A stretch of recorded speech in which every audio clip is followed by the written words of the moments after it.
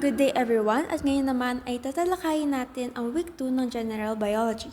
Para sa ating lesson objectives, number 1 is to trace the energy flow between biotic and abiotic components, and vice versa. And lastly is to determine the form of energy as it flows through each component. Pero bago tayo mag-umpisa, saan nga ba nagmumula ang energy? Ang araw ang pangunahing pinagmumula ng energy sa Earth. Napanood niyo na ba ang movie na The Lion King? Paano sa tingin nyo nagmumove ang energy from the sun papunta sa lion?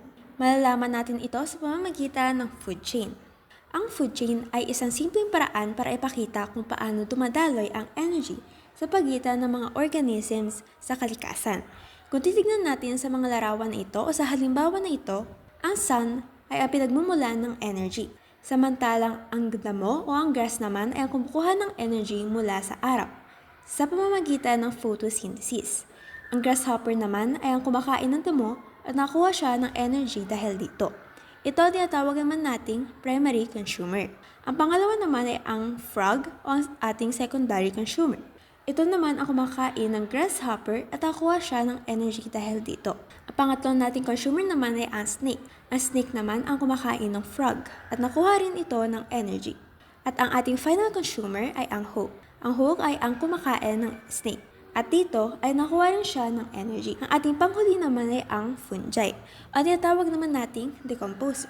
Ano naman ang papel ng mga halaman sa daloy ng energy? Ang mga halaman ay ang ating primary producers o unang tagagawa ng energy sa isang ecosystem. Sa pamamagitan ng photosynthesis, nakukuha sila ng energy mula sa araw at ginagawang chemical energy na nakaimbak sa glucose at iba pang organic molecules. Ano naman ang nangyayari sa energy habang dumadaan sa bawat level? Halos 90% ng energy ay nawawala bilang init dahil sa mga proseso ng metabolism, habang 10% lang ang nililipat sa susunod na antas o level ng pagkain. Ibig sabihin, habang tumataas ka sa food chain, mas kaunti ang energy na natitira para sa mga hayop sa mas mataas na level. Halimbawa na lamang dito, makikita ang primary producers o ang plants ay nagkakaroon ng 100% na energy. Pagdating naman sa grasshopper ay 10% na lamang. Pagdating sa secondary consumer ay 1% na lamang. At ang pinakahuli ay ang snake ay mayroon na lamang 0.1%. Para naman sa ating group activity, i-arrange natin ang mga cards or images na show ng path of energy flow between biotic and abiotic components. Ngayon naman ay dumako tayo sa energy flow in ecosystem. The first law of thermodynamics is stated that energy cannot be created nor destroyed. Sinasabi dito ng energy ay maaari lamang magbago ng anyo, pero hindi ito maaaring i-create nor i-destroy. Ang energy ay maaaring maging light energy, heat energy, at chemical energy. Sa daloy naman ng energy sa ating environment, nagsisimula ito sa abiotic components o mga hindi buhay na bagay. Napupunta naman ito sa biotic components o mga living things. Next naman ay ang sun as the ultimate source. Ang araw ang ultimo pinagmumula ng energy sa mundo. Naglalabas ito ng light energy at kasabay nito ay ang heat energy.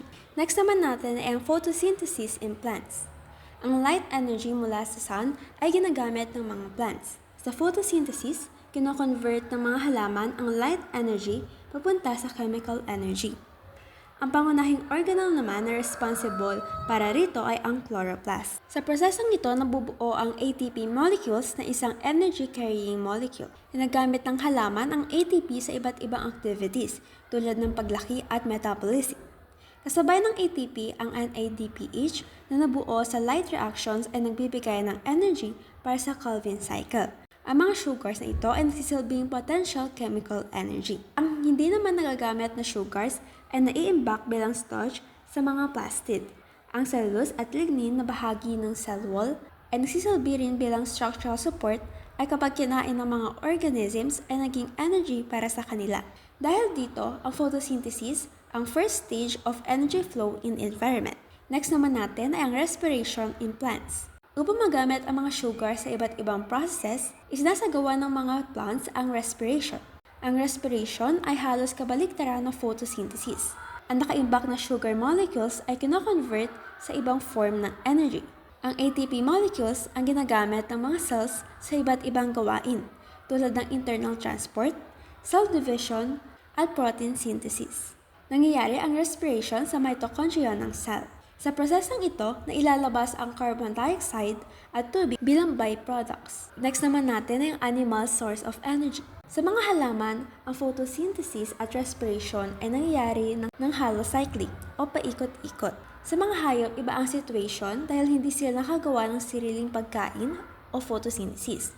Kumakain ang mga animals ng halaman upang makuha ng energy. Ang mga simpleng sugar molecules ay dinadala mula sa digestive system patungo sa lahat ng parts ng katawan. Sa loob ng cell, ang sugar naman ay kino-convert sa ATP molecules. Pagkatapos ng process na ito, nailalabas ang carbon dioxide at water bilang byproducts. Ang ATP molecules ay ginagamit ng cells sa iba't ibang processes. Sa ating summary, energy is neither created nor destroyed, as is stated in the first law of thermodynamics. Sa halip, ang energy ay nagbabago ng form at dumadaloy mula sa kapaligiran mula sa mga cell. Para sa ating activity, mayroon tayong table completion. Isasagutan natin ang 5 guide questions. Next naman, para sa ating individual activity, maintaining balance in the energy flow of nature. Number 1 ay mag-research tayo kung paano ang mga human activities epekto sa natural energy flow in ecosystem. Pangalawa ay mag-create tayo ng reflection.